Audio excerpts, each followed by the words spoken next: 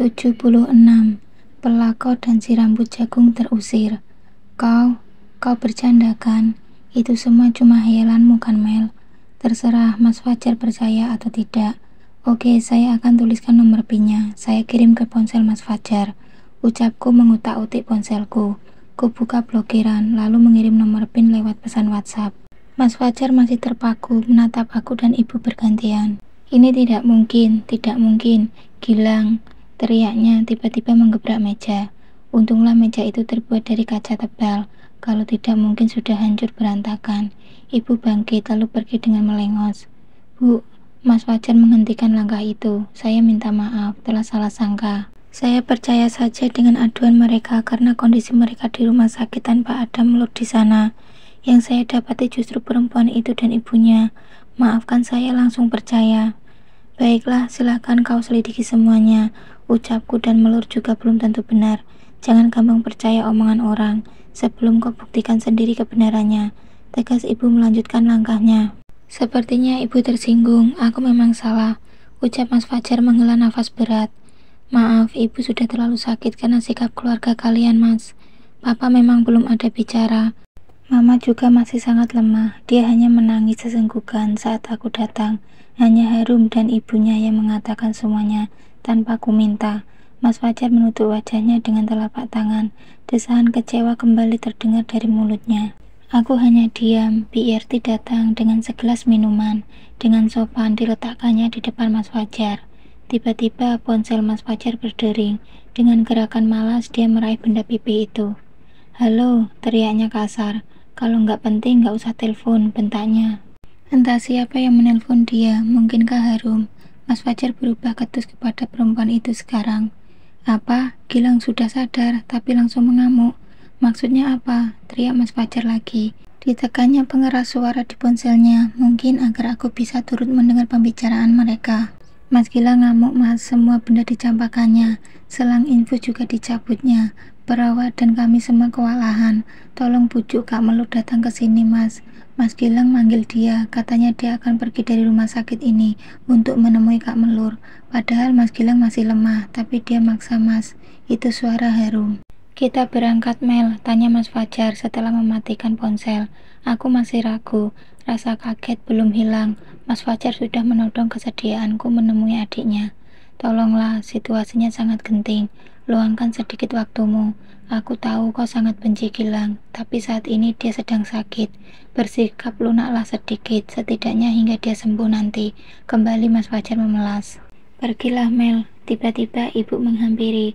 Wajahnya sudah lebih terang kini. Tapi Bu, sergahku menatapnya lekat.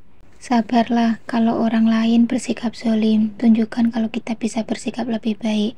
Hal itu menandakan bahwa kita lebih bermartabat.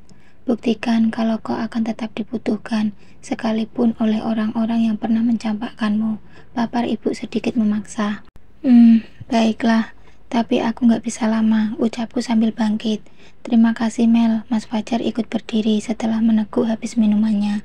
Kami permisi, Bu, ucapnya menyalami dan mencium punggung tangan kanan ibu. Hati-hati, Mel, pesan ibu mengantar sampai teras. Kuserahkan kunci mobilku kepada Mas Fajar. Nggak sopan rasanya kalau aku yang nyetir. Kakak iparku menurut. Aku berjalan ke toko, memberi arahan kepada semua karyawan, dan malah lalu gegas masuk ke dalam mobil. Mas Gilang rupanya sudah dipindahkan ke ruangan rawat inap, letaknya di lantai 3. Perempuan busuk itu menyambut kami dengan derai air mata. Si rambut jagung berdiri di sudut ruangan, matanya nyalang menatap kedatanganku. Bagaimana, dia sudah tenang? Tanya Mas Fajar mendekati ranjang pasien. Terpaksa disuntik penenang, kalau tidak dia ngamuk aja, Mas, jawab Harum dengan wajah basah. Ku tatap lekat perempuan itu, dia terlihat begitu sedih dan kalut, beda dengan ibunya. Perempuan bermake up menor itu terlihat kesal dan jenuh. Apakah Harum memang betul-betul mencintai suamiku? Sejak kejadian penusukan, dia tiada henti menangis. Cintakah yang ada di hatinya, bukan harta seperti dugaanku, atau awalnya hanya harta, lama-lama dia jatuh cinta. Tapi setidaknya kita bersyukur Gilang sudah sadar, artinya masa kritis sudah lewat, kata Mas Fajar membelai kepala adiknya. Sebenarnya Gilang itu sudah sembuh, Nak Fajar, tinggal lukanya aja yang belum kering. Tapi bagaimana bisa sembuh? Ilmu hitam si mak lampir selalu mengganggu, ketus si rambut jagung. Aku dan Mas Fajar terbelalak kaget. Ilmu hitam, mak lampir, maksudnya apa? Tanya Mas Fajar. Iya, apalagi kalau bukan gangguan ilmu teluh dan guna-guna. Ada orang yang ngirim ilmu hitam sama Gilang supaya si Gilang mati, lalu dia bisa menguasai semua harta dengan alasan hak asuh anak. Eleh, trik busuk. Umpat perempuan itu lagi. Darahku kembali mendidih. Perempuan ini tak pernah berhenti mencari masalah denganku. Ingin sekali segera ku selesaikan hidupnya. Tetapi nggak mungkin kan kalau aku jambak rambut jagungnya sekarang, lalu ku benturkan ke dinding itu. Tapi aku kesal banget, gigiku gemeretak, menahan amarah. Tanganku mengepal dengan keras. Siapa maksud ibu? Tolong bicara dengan jelas. Mas Fajar menatap tajam si rambut jagung. Perempuan itu sepertinya tidak gentar. Dibalasnya tatapan tajam Mas Fajar, lalu melotot penuh dendam padaku. Itu siapa lagi kalau bukan perempuan yang di samping Nak Fajar itu? Dia dan ibunya pasti sekongkol untuk main dukun. Dulu di kampung juga begitu, makanya suaminya cepat mati karena permainan dukun. Teriaknya menunjuk wajahku. Aku tak sabar lagi, ku dekati dia, tapi dengan tenang. Perempuan itu menunggu dengan tak kalah tenang. Harum mendekati ibunya, menghentakkan lengan ibunya kasar. Ibu ngomong apa? Kenapa ngomong begitu? Tuh kan Kak Melur marah lagi, ucap Harum ketakutan. Biarin, dia pikir aku takut kalau dia marah. Kalau nggak main dukun, nggak mungkin Gilang bertingkah seperti itu. Dalam keadaan nggak sadar bisa nyebut-nyebut nama Melur. Sekalinya sadar bertingkah seperti orang nggak waras, mau berlari nyari Melur. Apa namanya kalau bukan gangguan ilmu kiriman? Siapa lagi yang melakukannya kalau bukan perempuan ini? Sudah selesai ngomongnya. Ma udahku sayang, tanyaku dengan suara lembut. Aku kini berdiri tepat di depannya. Apa? Kau mau apa? Mau marah? Mau menyergapku lagi? Aku juga bisa nyerang kamu duluan, teriaknya sambil melayangkan tangan ke wajahku. Segera aku berkelit, tangannya memukul angin. Hampir saja dia terjungkal karena gerakannya yang begitu kuat, tapi gagal. Ku tahan dengan menangkap rambut jagungnya. Ku tarik sekuat tenaga. Awas jatuh, Mauda, pegangan, teriakku pura-pura menolong, tapi rambut jagungnya yang jadi sasaranku. Bab 77, Hasutan Ibunda Sang Pelakor. Awas jatuh, Mauda, pegangan, teriakku pura-pura menolong, tapi rambut jagungnya yang jadi sasaranku. Lepaskan, sakit rambutku, bangsat kau, teriaknya memegangi kepala. Oh maaf, aku cuma mencoba menahan tubuh Mauda biar nggak terjerambah jatuh. Oh, sudah bisa berdiri tegak ya? Udah, saya lepas deh, sahut menghentakkannya sekali lagi. Ku angkat tanganku ke udara, setumpuk rambut jagung tergenggam di sana. Oh maaf, rambut emas Mauda, lepas deh, tuturku dengan ekspresi menyesal. Kurang ajar, awas kau, perempuan itu hendak menyerang lagi. Cukup, hentikan, teriak Mas Fajar tiba-tiba. Nak Fajar lihat sendiri kelakuannya, seperti itulah dia memperlakukan kedua orang tua Nak Fajar. Makanya mereka berdua sakit dan terkapar di rumah sakit. Untung Harum selalu ada, Harum melindungi dan merawat calon mertuanya. Sekarang calon suaminya ini juga jadi korban. Harum benar-benar menderita dengan sikap barbar perempuan ini Nak Fajar. Papar si rambut jagung diiringi isak tangis. Oke, sekarang sudah sangat jelas bagi saya. Semuanya sudah jelas. Mas Fajar mengusap wajahnya dengan kedua telapak tangan. Dahinya berkernyit keras, sepertinya dia sedang berpikir dengan keras. Bagaimana kalau kita obati saja adikmu ini, Nak Fajar? Ibu tahu di mana ada dukun hebat. Biar dikembalikan saja ilmu teluh dan guna-guna yang telah mereka kirim untuk menyerang Gilang. Aku terperanjat, tetapi Mas Fajar terlihat sangat tenang sekarang. Kenapa dia? Apakah dia mulai percaya lagi ucapan si rambut jagung? Apakah dia menyetujui usul gila perempuan itu? Duh, kenapa aku jadi berseteru dengan ibu si pelakor ya? Pelakornya diam saja, tapi ibunya, wah, luar biasa. Serasa si rambut jagung itu kini yang jadi pelakornya. Gila. Bagaimana Nak Fajar? Saya berangkat sekarang. Nak Fajar setuju kan? Bujuknya lagi. Baik Bu, sepertinya saya sudah bisa mengambil keputusan sekarang. Harum, mana dompet Gilang yang kau simpan itu? Tanya Mas Fajar menatap Harum. Oh, untuk ongkos ya, Nak Fajar. Dompet si Gilang udah nggak ada isinya, cuma ada SIM, KTP dan kartu-kartu nggak penting. Duitnya udah nggak ada, sahut si rambut jagung bersemangat. Dompet dan kartu ATM Gilang mana Rum? Tanya Mas Fajar sekali lagi mengulurkan tangan. Oh, itu maksud saya, pakai duit yang di ATM aja. Mumpung perempuan ini ada di sini, paksa aja minta nomor PIN sama dia. Sambar perempuan yang melebihi pelakor itu semakin berapi-api. Harum menyerahkan dompet dan kartu ATM Mas Gilang ke tangan Mas Fajar. Kedua perempuan itu melongo saat Mas Fajar menyerahkan semuanya kepadaku. Tolong simpankan Mel, pinta Mas Fajar lembut. Hei, apa maksudnya ini? Protes si rambut jagung. Aku sama sekali tidak menyentuh dompet dan kartu ATM itu. Benda itu masih dalam genggaman Mas Fajar. Nak Fajar, jangan-jangan kau sudah kena ilmu guna-guna perempuan ini juga. Kenapa kau serahkan kartu ATM itu pada perempuan ini? Nanti dikurasnya habis bagaimana? Sadar Nak Fajar. Sudah Bu, saya sudah tidak tahan dengan suara berisik dari mulut ibu. Tolong ibu keluar dari sini. Bawa anak perempuan ibu ini. Sergam Mas Fajar, mengagetkan kedua perempuan itu. Apa maksud Nak Fajar?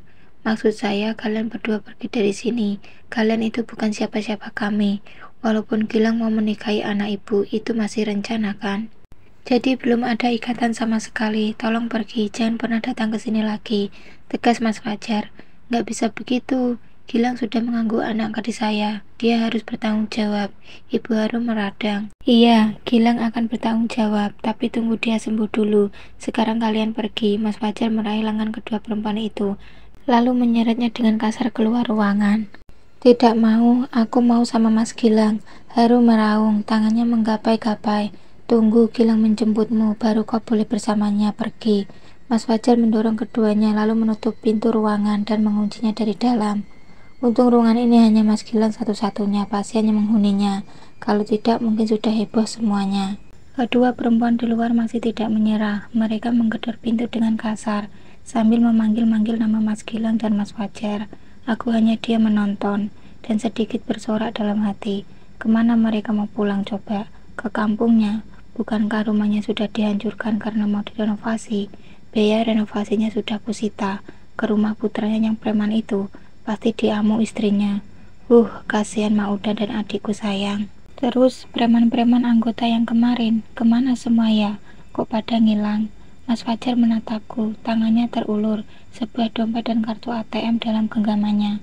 Tolong kamu pegang ya, katanya lembut. Maaf Mas, saya tidak bisa. Mas aja yang simpan, tolakku sopan. Kita bagi tugas, kamu ke rumah sakit papa dan mama. Hari ini papa sudah boleh pulang. Tolong kamu urus administrasinya. Lalu bawa papa pulang, saya yang akan jaga Gilang. Pakai aja uang yang ada di ATM Gilang ini. Mas Fajar menyimpan dompet Mas Gilang ke dalam saku celananya, lalu menyerahkan kartu ATM padaku. Gimana ya Mas, saya nggak mau ikut campur masalah uang Mas Gilang. Takutnya terjadi kecurigaan. Jujur, saya nggak pernah megang kartu ATM dia. Saya nggak mau terjadi hal yang tidak diinginkan ke depannya. Jadi maaf, saya nggak bisa. Kalau begitu tolong kamu jaga Gilang. Saya yang akan ke sana. Tawar Mas Fajar lagi. Berbarengan dengan masuknya notifikasi panggilan di ponselku. Maaf, saya angkat telepon dulu, kataku permisi lalu melangkah ke sudut kamar. Mas Fajar hanya bisa menghela nafas. Dadaku berdebar, ternyata Mas Reno yang menelpon. Keraguan mendera, aku khawatir Mas Fajar akan salah sangka, apalagi dia sudah mendengar berita miring mengenai hubunganku dengan lelaki lain. Bagaimana ini? Kalau ku angkat sekarang Mas Fajar akan curiga, tapi kalau tidak ku angkat Mas Reno yang curiga. Duh, apa yang harus aku lakukan? Halo, sapaku dengan suara pelan. Hei, kenapa lama banget baru diangkat? Lagi apa tadi? Ada siapa di situ? Tanya Mas Reno. Pas suara pemuda itu kembali membuat jantungku bertalu-talu. Kenapa aku meski berdebar begini? Aku tumben nelpon Mas. Biasanya pesan WhatsApp aja, kataku mengalihkan pertanyaannya. Nggak tahu, tiba-tiba pengen nelpon kamu aja. Padahal baru kemarin kamu dari sini. Udah kangen aja, makanya aku pengen kamu itu datang setiap hari. Tapi situasinya seperti ini. Nggak bisa dong, semoga seminggu ini cepat berlalu. Kalau kamu sudah sah pisah, kita bisa bebas bertemu bukan? Sebenarnya aku ingin membalas ucapannya dengan kalimat-kalimat yang akan membuatnya bahagia. Aku ingin sekali mengucapkan janji manis untuknya, agar dia sabar menunggu. Tapi ada Mas Fajar yang tiada henti menatapku.